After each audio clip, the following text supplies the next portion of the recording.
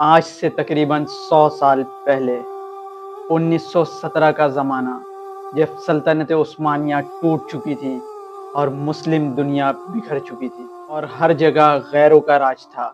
روایت میں لکھا جاتا ہے جب ایک یورپی جنرل دمشق آیا تو وہ سیدھا ایک قبر پر گیا اور وہاں کھڑے ہو کر اس نے کہا کہ دیکھو ہم واپس آ گئے ہیں۔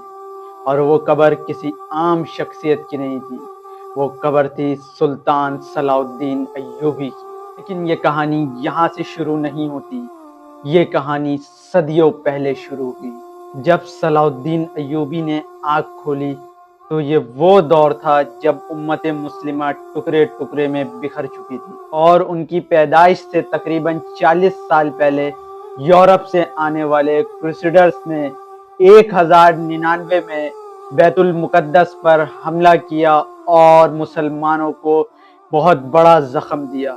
یہ صرف ایک شہر کی ہار نہیں تھی، بلکہ پوری امت مسلمہ کے چہرے پر زوردار تماچا تھا۔ یہ کروسیڈرز جب شہر میں داخل ہوئے تو انہوں نے مسلمانوں کا وہ قتل عام کیا جو تاریخ میں اس سے پہلے کبھی نہیں پایا گیا، اور سوچنے پر مجبور کر دیا کہ وہ مسلمان جو دنیا کی سب سے بڑی طاقت تھی، میلوں دور سے آ کر یورپین کروسیڈرز نے ہم پر حملہ ہی نہیں کیا بلکہ ہمارے بیت المقدس پر قبضہ کر لیا۔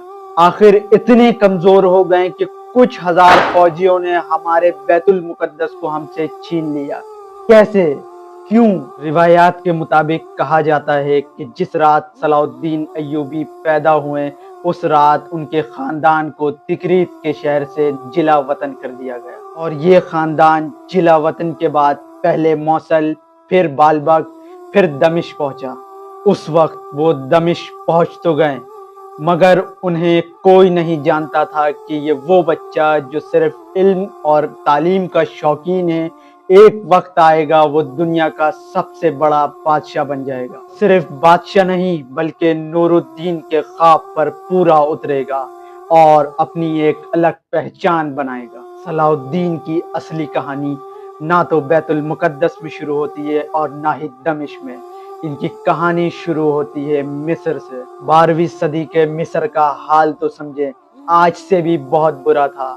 5ویں خلافت جو کہ کبھی عظیم طاقت ہوا کرتی تھی، جس کا جھنڈا سیسی سے لے کے حجاز تک لہرایا کرتا تھا، وہ اپنی زندگی کی آخری سانسیں لے رہی تھی۔ بانی تو صرف ایک کٹپتلی تھا، اصلی چال تو وزیروں کے ہاتھ میں آ چکی تھی، اور یہ چیزیں صرف دو لوگوں کے ہاتھ میں تھی۔ پہلی طرف تھے صلیبی جو کہ چاہتے تھے کہ مصر پر ان کا قبضہ ہو جائے، اور دوسری طرف نور الدین زنگی جنہیں معلوم تھا کہ اگر ان کے ہاتھ سے مصر نکل گیا تو مسلمانوں کے ہاتھ کچھ نہیں رہے گا۔ صلاح الدین نے یہاں اپنا کام شروع کر دیا، اپنے وفاداروں اور اپنے رشتہ داروں کو فوج میں شامل کیا، فاتوی کے وفاداروں کو رستے سے ہٹاتا گیا، اور 2 سال بعد 1171 میں اپنی سب سے بڑی چال چلی۔ ستمبر 1171 قاہرہ کی جامع مسجد میں جمعے کی نماز کا خطبہ چل رہا ہے، اور جیسے جیسے خطبہ آگے بڑھ رہا تھا امام الجھنوں کا شکار ہوا جا رہا تھا، اور جب خلیفہ وقت کے نام لینے کی باری آئی تو امام کے ماتھے پر پسینہ چھوٹ رہا تھا۔ امام نے ڈرتے ڈرتے فاطمی خلیفہ کے بجائے عباسی خلیفہ کا نام لے لیا، اور یہ کھلی بغاوت تھی، لیکن اس بغاوت کے رد و عمل میں کوئی کچھ نہیں کر سکتا تھا کیونکہ فاطمی خلیفہ آدھی سے زیادہ بکھر چکی تھی۔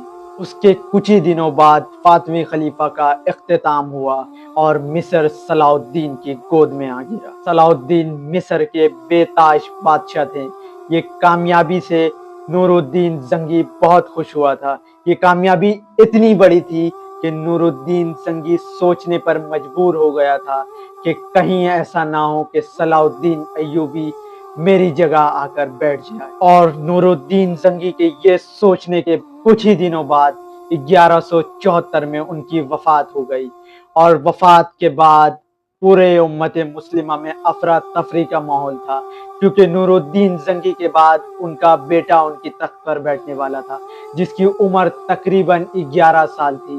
شام میں وہی حالات ہو چکے تھے جو کہ کبھی پہلے ہوا کرتے تھے۔ نور الدین زنگی کی وفات کے بعد صلاح الدین کا ایک ہی مقصد تھا کہ پوری دنیا کے مسلمان کو واپس جوڑنا، اور مسلمانوں کو جوڑتے وقت ان پر 2 بار قاتلانہ حملہ ہوا۔ ایک بار ان کا سب سے خطرناک دشمن حشاشین ان کے خیمے میں گھس کر ان کے سر پر حملہ کرنے کی کوشش کی، لیکن خوش قسمتی یہ تھی کہ ان کے سر پر ہیلمٹ تھی، جس کی وجہ سے وہ بچ گئے، کیونکہ ان کا دشمن ہر وہ شخص تھا جو کہ امت مسلمہ سے نفرت کرتا تھا۔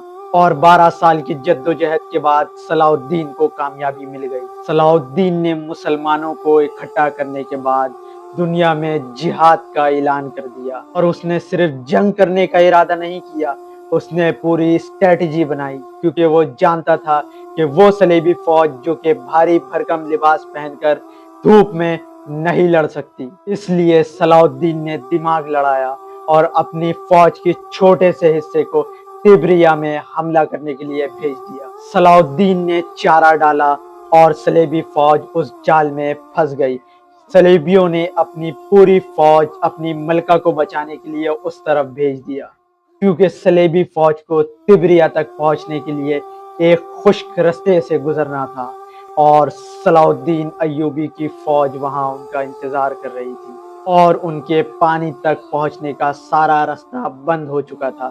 4 جولائی 1187 کو صلاح الدین ایوبی کی فوج نے حطین کی پہاڑیوں پر صلیبی فوجوں کو نیست و نابود کر دیا۔ وہ دھوپ سے مر رہے تھے اور پیاس سے ان کا گلا گھٹ رہا تھا، اور صلاح الدین کی فوج نے ان کو چاروں طرف سے گھیرا ہوا تھا۔ تاریخ میں پہلی بار اتنی بڑی صلیبی فوج کو تباہ کر دیا گیا۔ حطین کی کامیابی کے بعد قدس کا راستہ بالکل صاف تھا۔